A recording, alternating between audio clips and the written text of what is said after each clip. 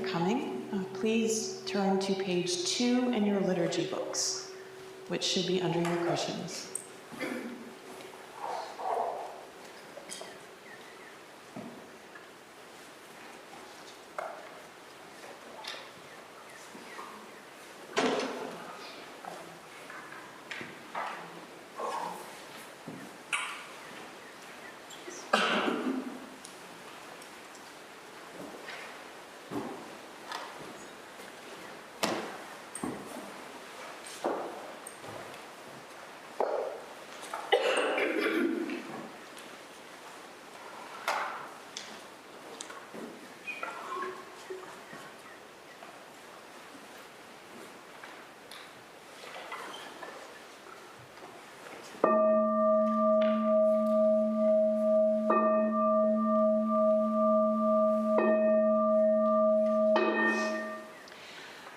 Gata of Atonement,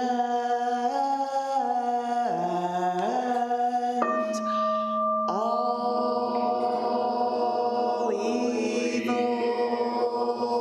karma ever committed by me, since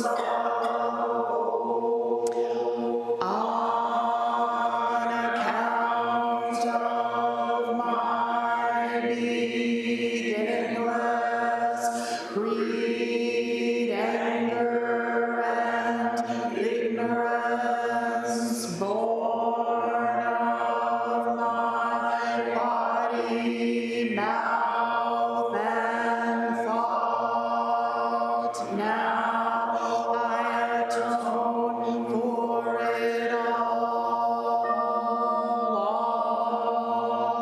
evil karma ever committed by me, since of old, on account of my beginningless greed, anger, and ignorance, born of my body, mouth, and thought. Now I atone for it all evil karma ever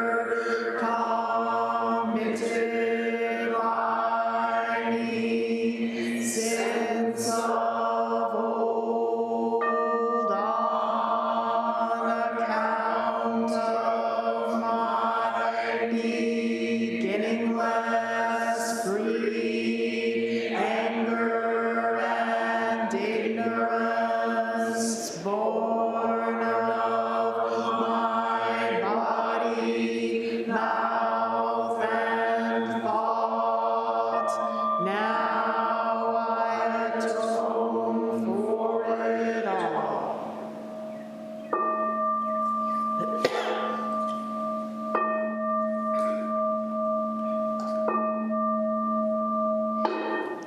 Nikaya 3 Refuges. Buddham Saranam Gacchami. Buddham Saranam Gacchami. Dhammam Saranam Gacchami. Dhammam Saranam Gacchami. Sangham Saranam Gacchami. Sangham Saranam Gacchami. I take refuge in Buddha. I take refuge in Buddha. I take refuge in Dharma. I take refuge in Dharma.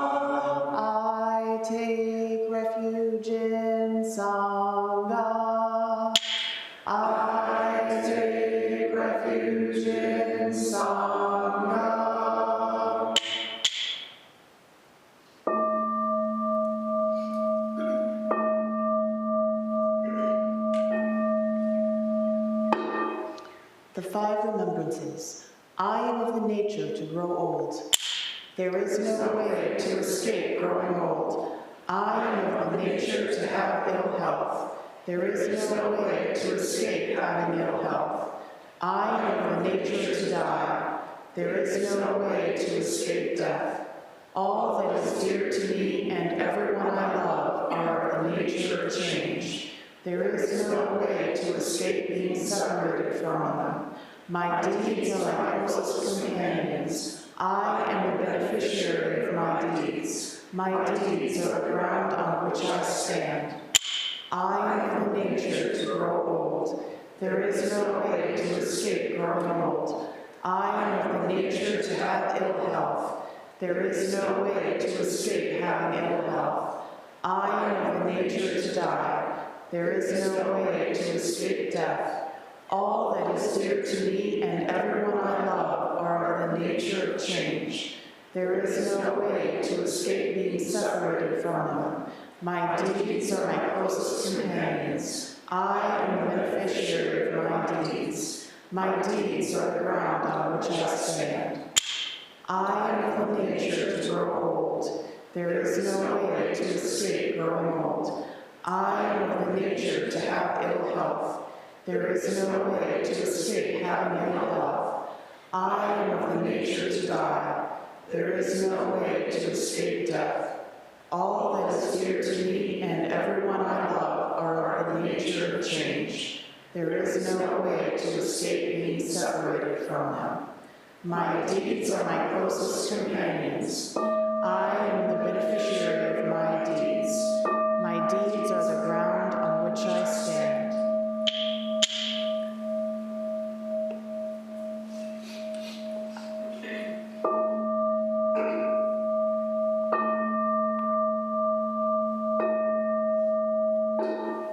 Mahayana Refuge. In my heart, I take refuge in Buddha, Dharma, and Sangha. May I liberate suffering beings and bring them to great joy. May the compassionate spirit of love grow within me, that I may actualize the great way. In my heart, I take refuge in Buddha, Dharma, and Sangha. May I liberate suffering beings and bring them to great joy. May the compassionate spirit of love grow within me, that I may actualize the great way. In my heart, I take refuge in Buddha, Dharma, and Sangha. May I liberate suffering beings and bring them to great joy. May the compassionate spirit of love grow within me, that I may actualize the great way. I give thanks for the guidance of my teachers, for the lineage of teachers before them. I give thanks and offerings for their devoted practice of generosity, moral discipline, patience, joyful effort, concentration, wisdom, skillful means, unshakable vow, spiritual powers, and awakened awareness for my benefit. May their years of life be lengthened, and may their vows be completely realized. 7 practices of the Bodhisattva. I bow down in body, speech, and mind. I offer the best I have to give, both real and imagined, to fill the space between us. I regret and purify all transgressions. I rejoice in all virtues. I request you to remain until total enlightenment. I request wise and compassionate guidance. I dedicate my merit for the sake of all beings. Generating love and compassion, may all sentient beings be free from clinging and hatred.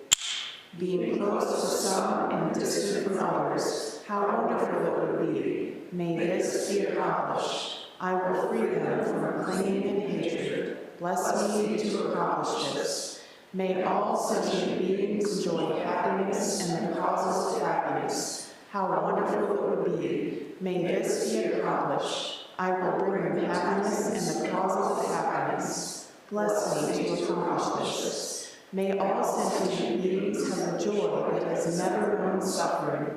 May they be free from clinging, hatred, jealousy, miserliness, doubt, pride, wrong view, ignorance, and dualistic thoughts. How wonderful it would be. May this be accomplished. accomplish. I will bring them to this state. Bless me to accomplish this.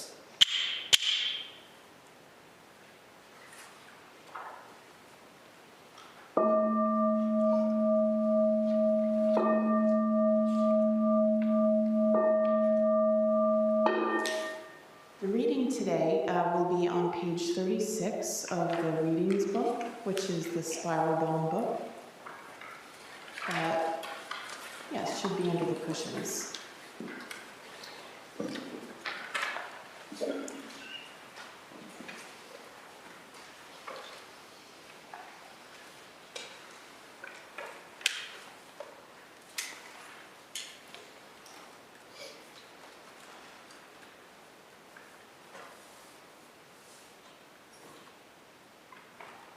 Page 36, days like lightning.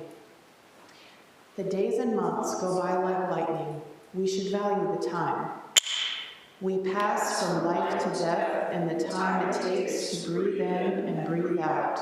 It's hard to guarantee even a morning and an evening. Whether walking or standing, sitting or lying down, do not waste even a minute. Become ever braver and bolder. Be like our original teacher, Shakyamuni, who kept on progressing energetically. When the mind ground is equanimous and awake, you will have profound certainty in the intent of the Buddhas and ancestral teachers. You must accomplish this correctly. Mind is the natural Buddha. Why bother seeking elsewhere? Put down your myriad concerns and wake up. At the end of the road, it's like an iron wall. False thoughts are all extinguished, and extinguishing is wiped away, body and mind resting on the void. In the stillness, a light reaches everywhere with brilliance. The original face, who is it? As soon as it is mentioned, the arrow sinks in stone. When the mass of doubt is shattered amid all the particulars, one thing covers the blue sky. Do not talk with people without wisdom. Do not become overjoyed. Visit Zen teachers, show them how the mind works, and ask for their teaching. After that, you can be called one who continues the tradition of the ancestral teachers. Our family style is not remote. When tired, we stretch out our legs and sleep. When hungry, we let our mouths eat. In the human realm, what school is this? Blows and shouts fall like raindrops. Please stand for the Heart Sutra.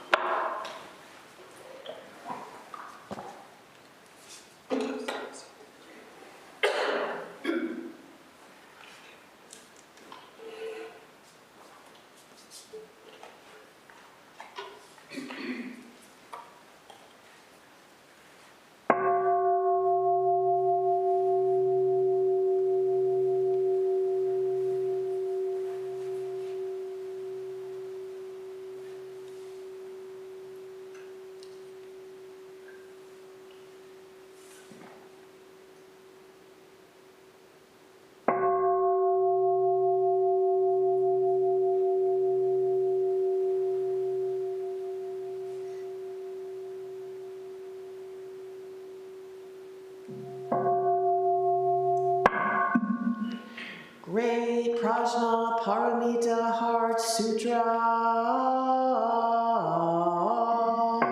Avalokiteshvara Bodhisattva, practicing deep Prajna Paramita, clearly saw that all five skandhas are empty, transforming all suffering and distress. Shariputra, form is no other than emptiness, emptiness no other than form.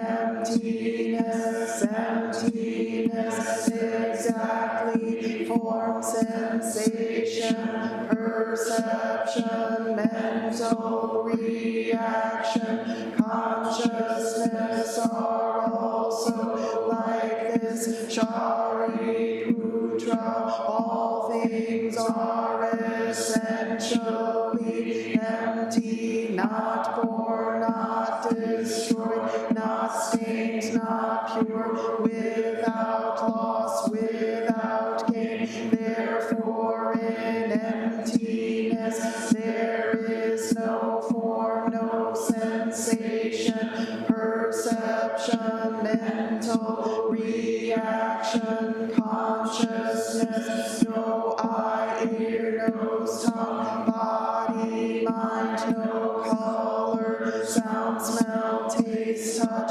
object of thought, no seeing, and so on, to no thinking, no ignorance, and also no ending of ignorance, and so on, to no old age and death, and also no ending of old age and death, no suffering, cause of suffering, cessation, path, no wisdom, and no attainment, since there is nothing to attain. The Bodhisattva lives by prajna paramita, with no hindrance in the mind, no hindrance, and therefore no fear,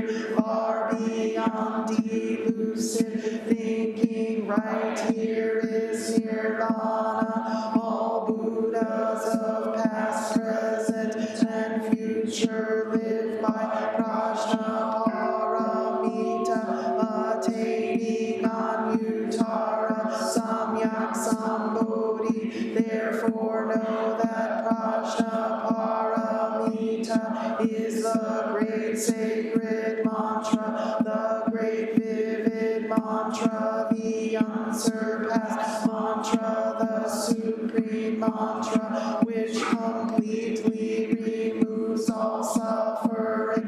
This is truth, not mere formality. Therefore set forth the prajna paramita mantra, set forth this mantra, and proclaim Gate, Gate, Para, Gate, Parsam, Gate, Bodhisattva, Gate, Gate, Para, Gate, Parsam, Gate, Bodhisattva, Gate, Gate, Para, Gate, Parsam, Gate, Bodhisattva. Infinite realms of light and dark convey the Buddha mind. All that is and we ourselves come forth in perfect harmony. We offer this sincere and devoted practice for the many beings of the 6 worlds, and dedicated in grateful thanks to the strength and sound practice of the great Heartland Sangha and its teachers. May our virtuous actions be clear from all interferences, and may our vows be fully realized. We also dedicate our practice to those whose names we hold in the silence of our hearts, as well as those whose names we now voice aloud.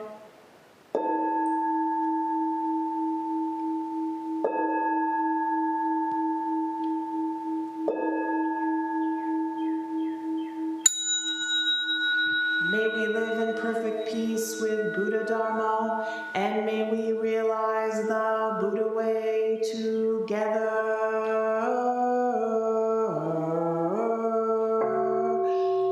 All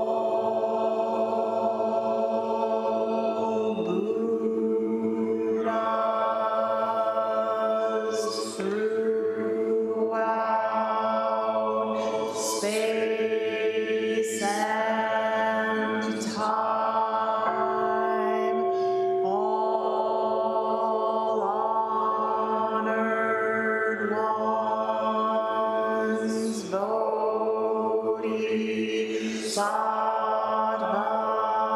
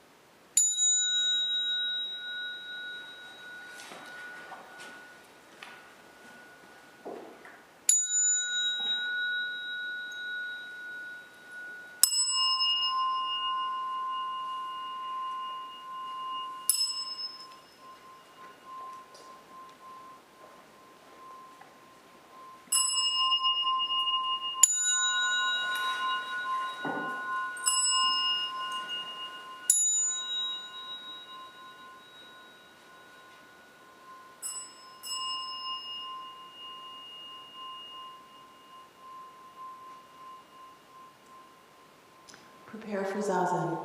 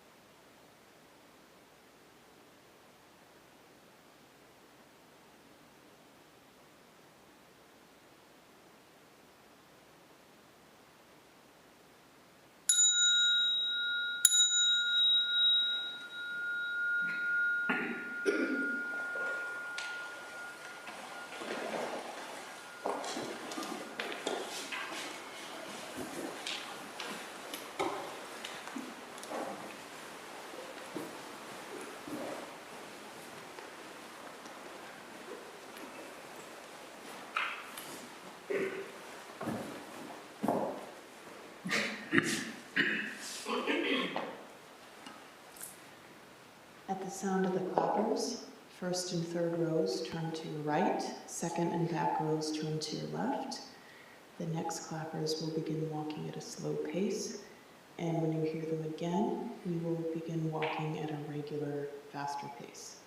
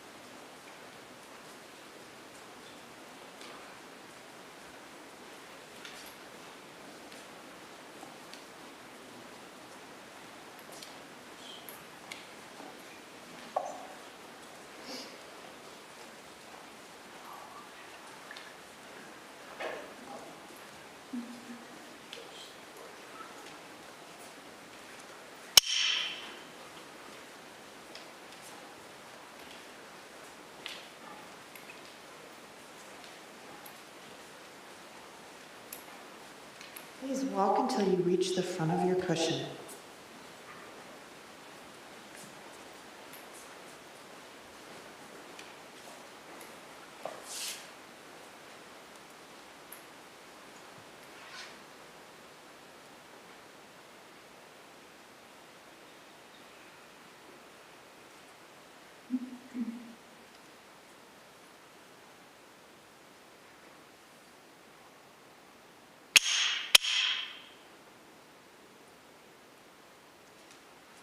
We will now recite the Sangha Covenant, which is on page 8 of your liturgy books.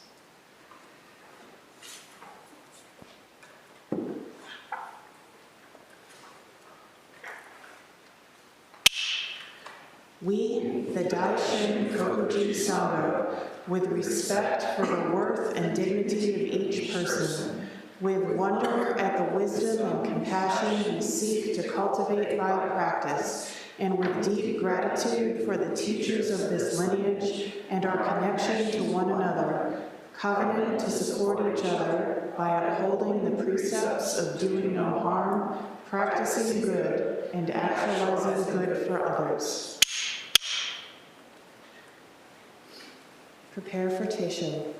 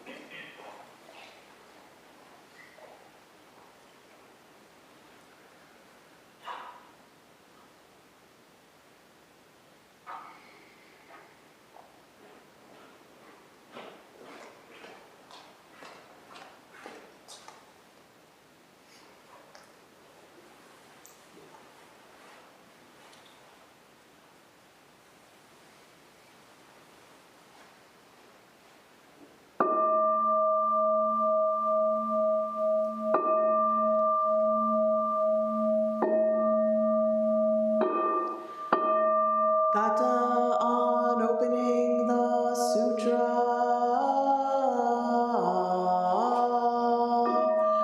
The Dharma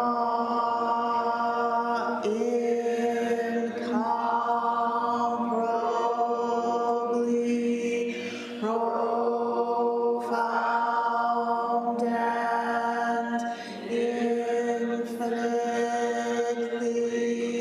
subtle is rarely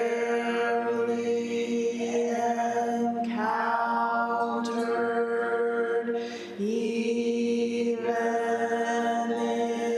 in millions of ages. Now we see it, hear it, receive, and maintain it. May we completely realize the Tata Gata's true meaning. All right, good morning, everybody. Thank you very much for being here. It's really a delight to practice in your presence and to be amongst Sangha. There's obviously so many troubled things happening in the world. I'm sure we're all paying as much attention as we can bear to these things. And yet it's important that as the calamity unfolds and as the world tumbles yet again through another samsaric unfolding of suffering, that we don't capitulate to that suffering and that we hold up our practice and that we maintain the eyes of compassion and the heart of wisdom and the ability to be present to ourselves and to this world that so desperately needs the Dharma. Our topic this Ango is an important one. It has to do with celebrating and acknowledging the role of women in Buddhism, in Buddhist practice. And I think it's helpful to have a little context for this. Our tradition is some 2,600 years old. It's been around the block quite a few times.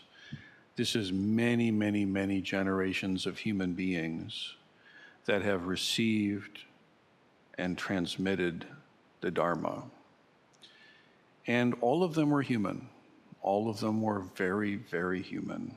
The Buddha was human, the successors were human, the Sangha is human, as we are. And each of those human unfoldings happens within a culture, within a historical moment. We can look today and have a very unwelcome sense that we are living in a historical moment. Perhaps some of us remember when the space shuttle blew up. Perhaps some of us can recall 9/11. Perhaps some of us can recall the invasion of Iraq, and so on. And yet the pandemic is clearly a historical moment, as is this war of aggression that's occurring right now. And they stand as examples for us when we consider our ancestors and the decisions they made and the moves that occurred. None of these moves and decisions happened in a purely pristine petri dish of neutrality.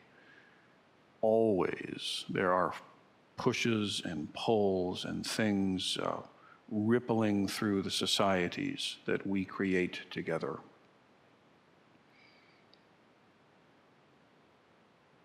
Clearly, what's happening in Ukraine will have a massive effect on the entire world. And as horrific as it is, it's because it's so unusual to see a nation just gobble up its neighbor. But historically, it's quite banal. It's more the rule than the exception. Times of peace are simply pauses in the aggression of one warlord to the next. And in this froth, the Dharma has been preserved and transmitted. Now in India, the culture of spiritual practice had largely to do with ascetics, people who left society altogether and practiced very, very intense asceticism, and also with wandering mendicants, folks that just traveled, owning not but a loincloth and a smile, and traveling around the country. And this was largely the way that the Buddhist Sangha organized itself. A group of practitioners you would ordain to even be able to practice the Dharma, and then they would travel around and meet and practice at various times. Some few hundred years later, there arose the beginnings of a university, Nalanda University, and that was a very different thing. Suddenly, instead of the Sangha being this constant sort of traveling band on tour, now you had a fixed space. And at that same time, the Sangha went from being in relationship to the villages, where they would beg for food in return for teachings, to a royal patronage that supported the university, the college. Now, when we roll that forward into China, we encounter monasteries. And this has a lot to do with climate. So think, if you will, of the old Kung Fu series and Kwai Chang Caine studying at the Shaolin Temple. So a temple, a monastery at that time, is not a place for families. This is a place for training. Village life is over there somewhere else. Now here we're doing the serious training. How do women fit into all these different scenarios with families? It's very difficult. Even when we move forward into Japan, here we see a shift. And again, I'm flitting by centuries like really quickly, right? But when it gets to Japan in, let's say, the 13th century, in China, you had the layman Pong and the family, the Pong family, these awakened heroes of the Dharma, that is a husband, wife, and a child. They show up as a huge example of awakening in daily life. A famous encounter, exchange from that family, there are many, but one is that one day they're all at work, with what they need to do to exist, working as a family, and the dad says, "Oh, difficult, difficult, difficult." And then the mother goes, "Oh, easy, easy, easy." And then the child says, "Neither difficult nor easy," right? And so, beautiful expression of lay life and playing freely in the Dharma.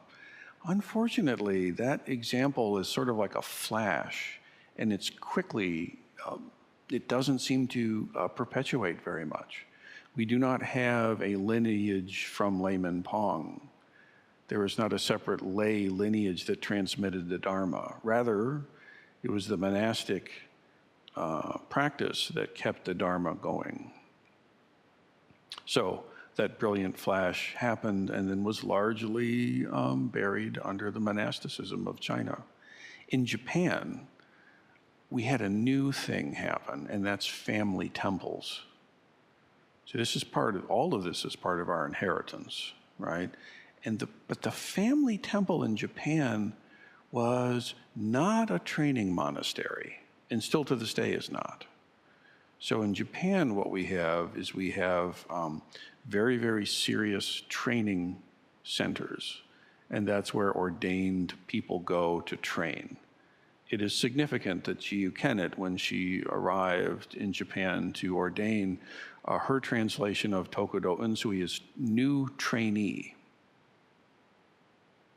And so it probably sounds a little funny to us. We think a priest is someone who's ready to be of use to serve the Sangha, but in its origin there, it meant you're ready to begin training.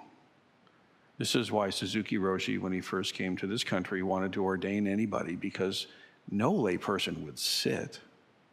That's not something lay people ever do.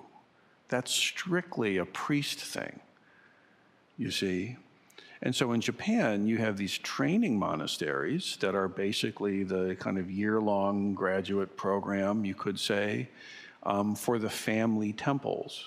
And the family would have a temple, and they would pass it down father to son kind of thing. The son would get ordained by dad, go do a tour of duty at Eiheiji, get the stamp of okay, go back and take over the family village temple. And so while you do see an orientation to family life and more accessibility to women, it's not really training. It's a nice family center for the village. Rites of passage, seasonal changes being acknowledged, funerals particularly, as well as weddings, and acknowledging births, all these kind of necessary things that are very important to a community. But Zen training, not so much, not so much. If you want that, you need to go to the monastery. Well, now all of this mush tumbles its way in the 20th century to North America. And look what happened. Look what's happening.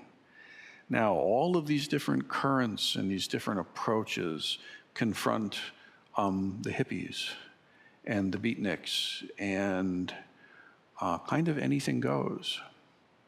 And a lot of silly things happened, but a lot of really beautiful things happened and are continuing to happen. And I think one of the reasons that we see such a flowering of women teachers in the Dharma in North America in the 20th and continuing into the 21st century now is that we see that there are ways for householders, people who have jobs and mortgages and kids and stuff, have a gig, can actually engage in real training. And that this historically very defendable challenge, I mean, when your average person lives to maybe 32 or 3, there's not a lot of time, right? Well, now we've evolved. Now there's time, relatively speaking.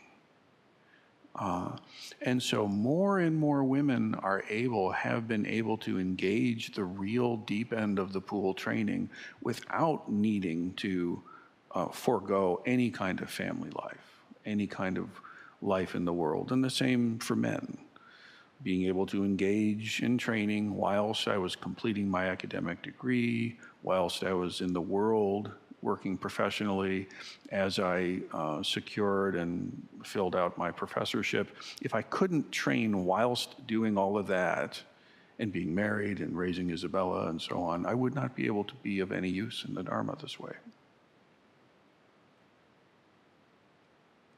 But the other side of this is the Dharma, yes, we must find ways to make real practice and real training accessible, but that's maybe half.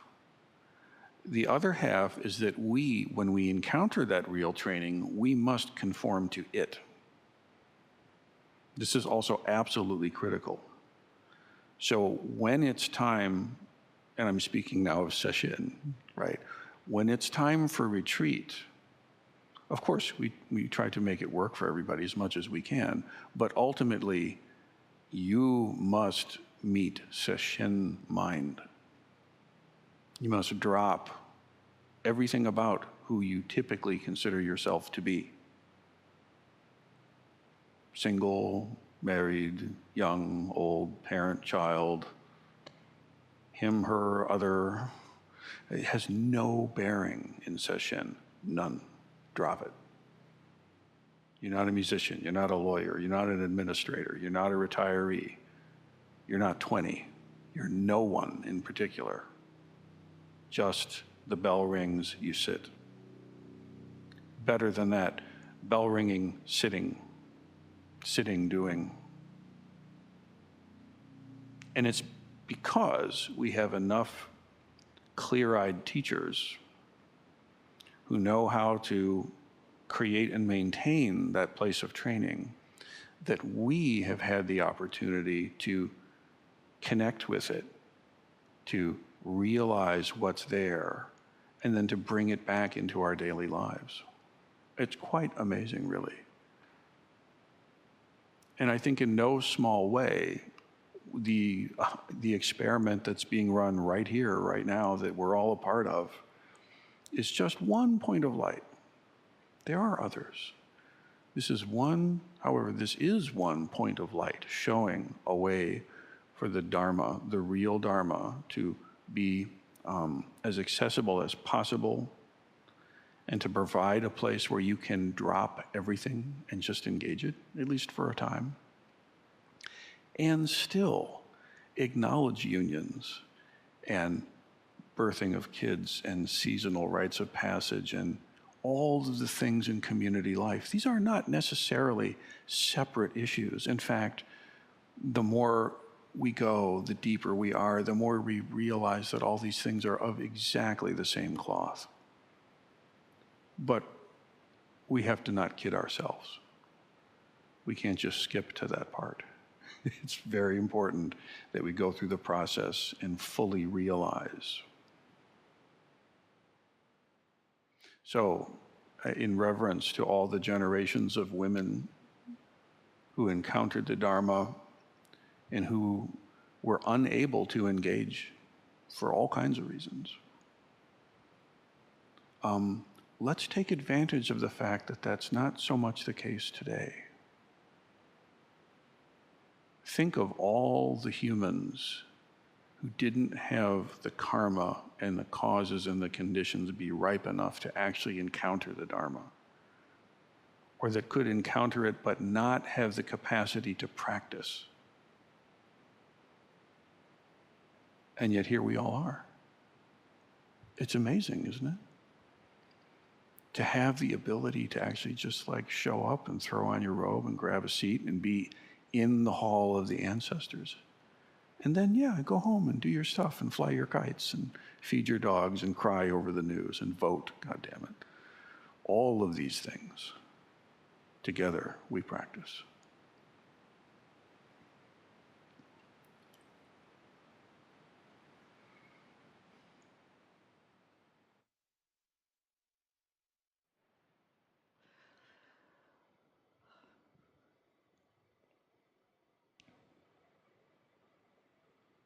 It's funny, I'm feeling this burden of like, oh, you're the woman, you have to have a voice, you have to say something.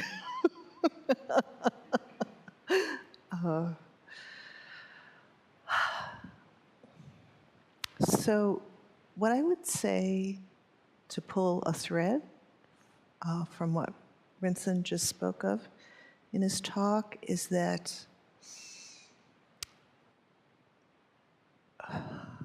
our life in our homes doesn't really have to be so radically different from the life that the monastics are living. They get up, they sit, they do liturgy. We get up, we sit, we do liturgy. They make some breakfast, eat, do the dishes. We make some breakfast, eat, do the dishes. They work. We work. They rest. We rest. They sit a little bit in the afternoon. Well, maybe we get a couple of breaths in, right? Because we're busy. But we do get a couple of breaths in, right? Lunch break. Rest if we can, and go back to work. And so don't the monks at the monastery. Dinner, clean up, sit, go to bed. Of course, somewhere in there, there's some socializing going on after dinner when they're not in session time. And there's some socializing going on in our house, right? With the kids and the husband and the dog and the cat and the neighbors and this, that, and the other thing. So let's just appreciate how actually we're not that far away. There's not this huge gap between life in a monastery and life in our homes. And then I think what is different about being in a monastic setting is that everybody has the same focus, the same attention, the same purpose. When we're in our homes, you may be practicing. If you're lucky, somebody else is practicing in your house, but in general, no. So actually, we have to be stronger and more resolute than the monk in the monastery, because they are being carried along by everyone else's practice. So let's really appreciate that fact. Also, in the monastery, the forms and all the liturgical sort of dances that they do every day, because they're in that monastic setting, we do that maybe once or twice a week. Those liturgical forms and the rules of conduct of being in the monastery help everybody to kind of shape and orient their practice. Again, we have to be stronger and more resolute, because we are the only ones, sometimes, often, in our families, shaping and orienting our practice. Let's really appreciate that fact. And really honor the fact that, we're kind of doing double time, right? But that strengthening, that resistance, that lack of support, if you will, makes us have a more vital practice, right? A lot of self-reliance there. Of course, in community with the temple life, but there's a lot more emphasis on self-reliance when we're doing home-dwelling family practice. And then the last thing would be, there's more too, but the last thing I think I'll talk about is the primacy of koan in family practice, in home-dwelling practice. Because we don't have the opportunity to brush up against each other as practitioners all the time, or brush up against the teachers, or be in the environment all the time, it's really important for us to take up the koan work, because the koan work is sort of, put like the lobster in the pot, the boiling pot, right? We're dropped right in the middle of Dharmic reality. And this koan, we work on it intensively in the sesshin, but it's totally portable, right? We can be working on it anytime, anywhere. We don't need the walls of the monastery to work on a koan. In fact, the best way to work on the koan is all the time. Drop it right into your hara and let it just sit there. So again, when the monastics are working on their koans, they have not only that sort of, what do we call that? A capsule of light, this capsule of reality that has just landed straight in their hara, plus they have all the supports. We have to be stronger, and we are stronger. So don't let anybody tell you you're living in the degenerate age, because it's quite the contrary, right? At least as far as this goes. Other things will. But we have more women teachers, and we have more home-dwelling practitioners who are actually doing the work. And this is a miraculous thing. This is the flowering of the Dharma in the West. And each one of us is a vessel for that. Each one of us is an ancestor. So please take it up, carry it well, and be a good vessel, and don't break. Unless you break the sort of cool Dharma way, but it's fine.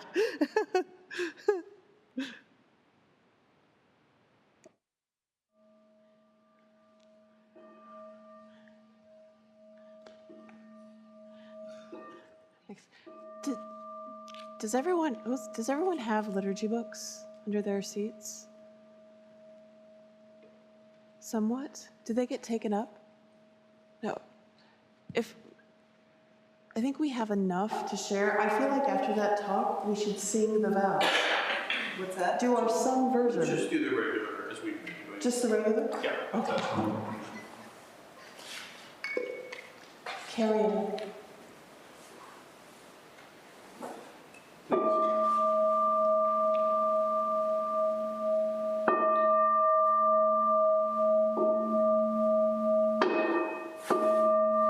Beings are numberless. I vow to free them. Delusions are inexhaustible. I vow to end them. Dharma gates are boundless. I vow to enter them. The Buddha way is unsurpassable. I vow to embody it. Beings are numberless. I vow to free them. Delusions are inexhaustible. I vow to end them. Dharma gates are boundless. I vow to enter them. The Buddha way is unsurpassable. I vow to embody it. Beings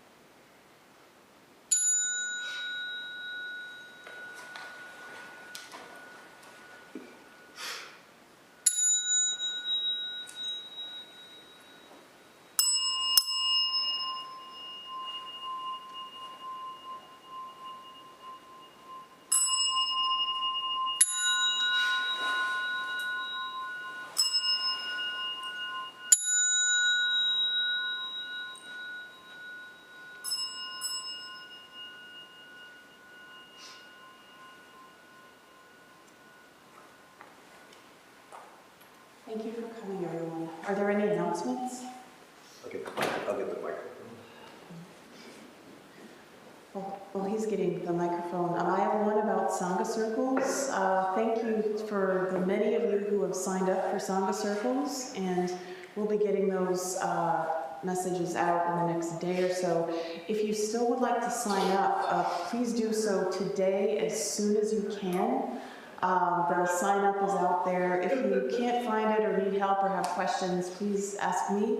But please try to get that done in the next few hours. And then the first one begins on Friday. So thank you. Did you say they were out there? Or did you mean you've disseminated? Oh, they have been disseminated on the Facebooks and the email. Yeah. So tomorrow night there's online beginning instruction for anyone who needs basic Zazen instruction. 7 o'clock, details on the Facebook page and in the last email that went out. Next Saturday we have our first Sangha workshop, which is a Koan salon in conjunction with Boundless Way Sangha. This is a new experience for our Sangha. It'll be available online and in person, 2 to 5 Saturday. Anyone else? And we need to sign up for that, right? Yes, registration for both of those events is on Facebook. Silly quick announcement. My insurance for some reason gives my husband and I like 4 free COVID tests a month. So for anyone who needs those for their classroom, for themselves, I've got a bag of them up front. Feel free to take those home. I know some people don't have health insurance to cover them, so if you want them, take them.